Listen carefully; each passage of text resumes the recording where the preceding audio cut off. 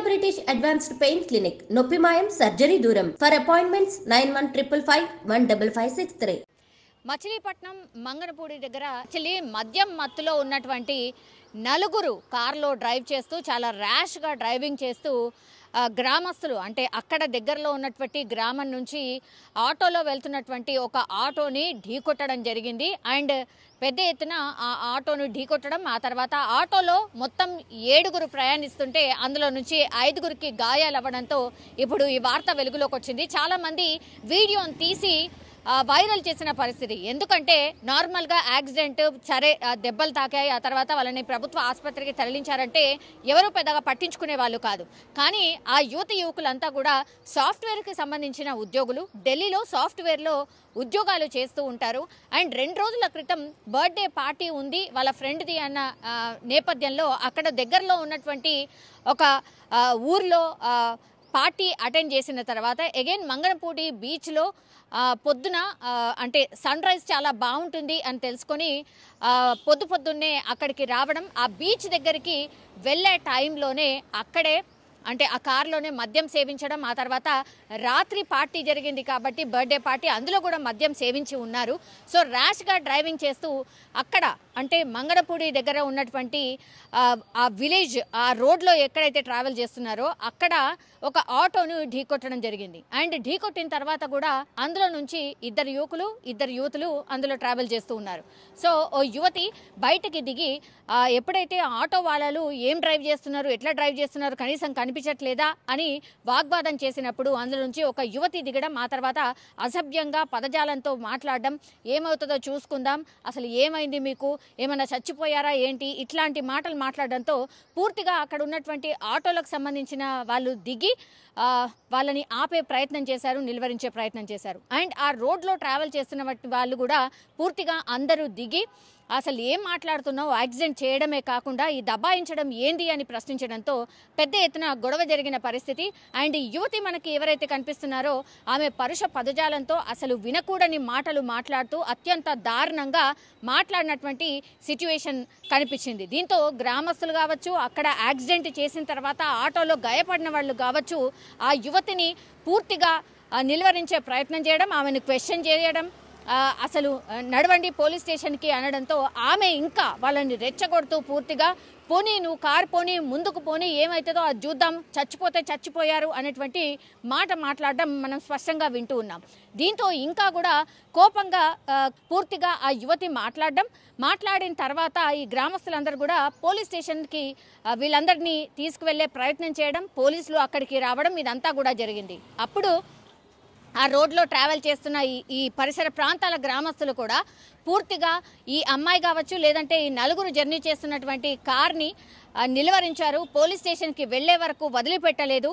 ఆ తర్వాత పోలీసులు పూర్తిగా వాళ్ళని పోలీస్ స్టేషన్కి తీసుకెళ్లిన పరిస్థితి కనిపిస్తుంది. ఒకవేళ నిజంగానే వీళ్ళు ఎవరైతే ఈ 4 ట్రావెల్ చేస్తున్నారో వాళ్ళు మద్యం మత్తులోనే ఈ డ్రైవింగ్ చేశారు అండ్ డ్రైవ్ చేస్తూ వచ్చి ఇంకా మద్యం మత్తులో ఉన్నారు కాబట్టి ఆటోను ఢీ కొట్టారు అని గ్రామస్తులు ఆరోపిస్తున్న పరిస్థితి. మరి అక్కడ పోలీస్ స్టేషన్కి వెళ్ళిన తర్వాత మరి గ్రామస్తులు ఏదైతే వాదన వినిపించారో ఆ వాదన ప్రకారం మరి పోలీసులు ఎట్లాంటి కేసు నమోదు చేశారు, ఏం జరిగింది అనేది తెలీదు. బట్ వాళ్ళైతే పెద్దగా ఏం గాయాలు అయిన వాళ్ళకి మేము ట్రీట్మెంట్ ఇప్పిస్తాము, నో ప్రాబ్లం అని కాంప్రమైజ్ అయ్యి అక్కడి నుంచి వెళ్ళిపోయారు అనేటువంటిది మనకున్నటువంటి ఇన్ఫర్మేషన్. కానీ ఒకవేళ నిజంగానే గట్టిగా ఢీకొని ఉంటే, పెద్ద యాక్సిడెంట్ జరిగి ఉంటే నిజంగానే ఎంతమంది ప్రాణాలు కోల్పోయేవారు కదా.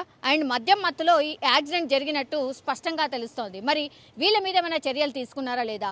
ఢిల్లీకి సంబంధించిన సాఫ్ట్వేర్లో వీళ్ళు జాబ్ చేస్తున్నారు కాబట్టి మరి వీళ్ళకు పూర్తిగా మళ్ళీ వాళ్ళ జాబ్కి కావచ్చు, లేదంటే ఇంకో కేసు అయితే వాళ్ళ ఫ్యూచర్ కావచ్చు పూర్తిగా స్పాయిల్ అవుతుంది అన్న నేపథ్యంలో వీళ్ళందరినీ కూడా గ్రామస్తుల సమక్షంలోనే సెటిల్మెంట్ చేసి పూర్తిగా వదిలేశారు అనేది కూడా ఇంకో వాదన వినిపిస్తోంది. కానీ ఈ 4 కూడా మద్యం మత్తులో యాక్సిడెంట్ చేసినట్టుగా పూర్తిగా స్పష్టంగా అర్థమవుతోంది.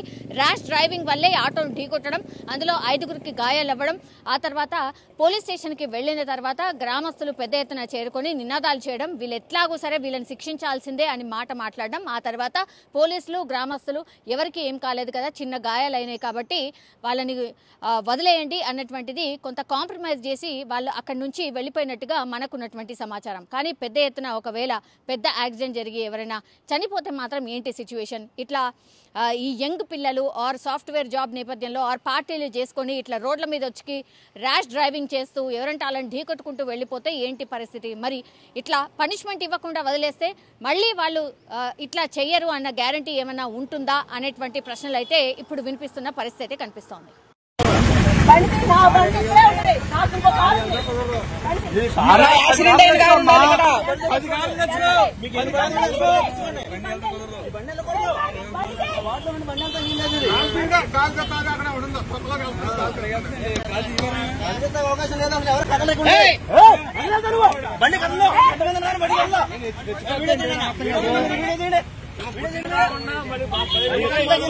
అసలు కదలవద్దు బండి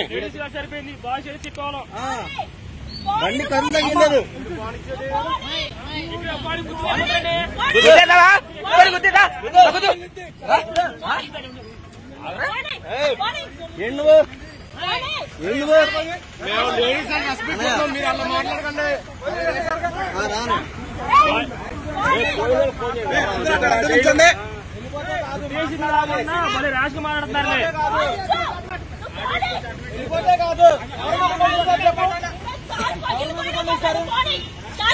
కారు పోతుంది, ప్రాణాలు పోతే ఓకేనా నీకు? కారు పోతుంది, ప్రాణాలు పైన ఓకేనా నీకు? ప్రాణాలు పైన ఓకేనా? సరే వెళ్ళు.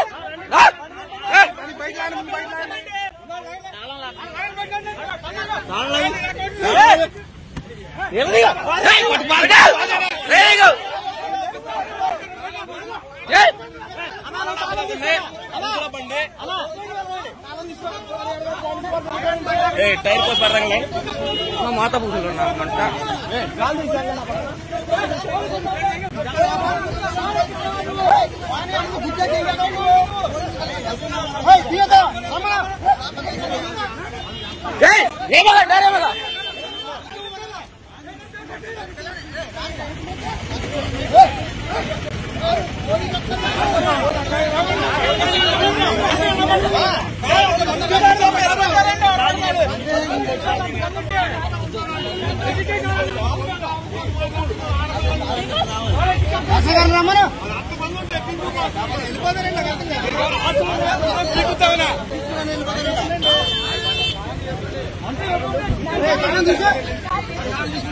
తీసుకెళ్ళిపోతా కాదు